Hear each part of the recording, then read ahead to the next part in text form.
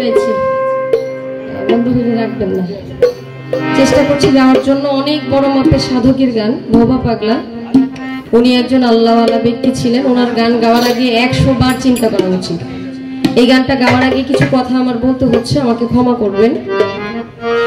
ছোট ছেলে মেয়েরা কথা বুঝতে পারেন? আমার কথা বোঝা যাচ্ছে? ছোট বাচ্চা ছেলে মেয়ে উভয় যখন অনেক ছোট থাকে, বাবা মা বাজার করতে যায় না?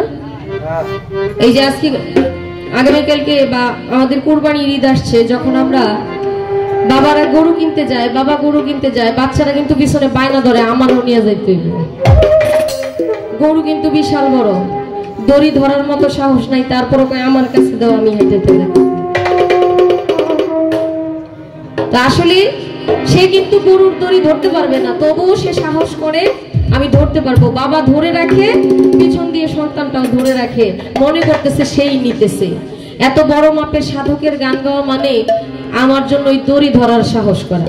আমি দড়ি ধরলে পড়ে যাব, এটা জানা সত্ত্বেও আমার সাহস করা। আর কি এইরকম সাধকের গান গাওয়া আমার জন্য দুঃসাহস। আমি চেষ্টা করছি, ভুল হবে ক্ষমা করবেন সবাই।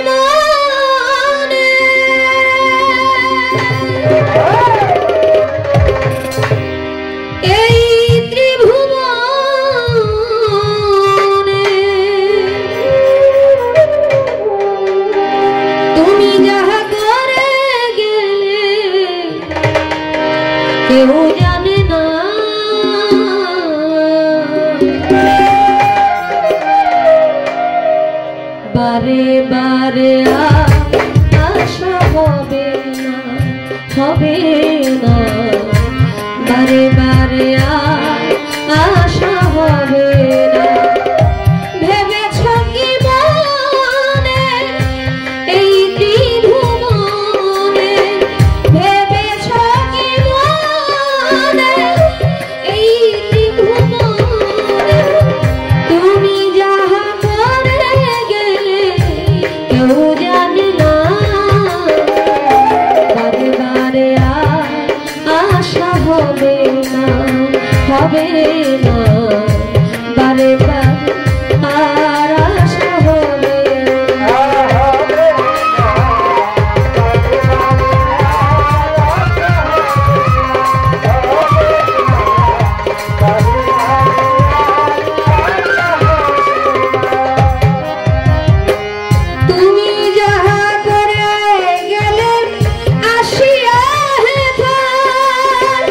চিত্তগুপ্ত লিখিয়া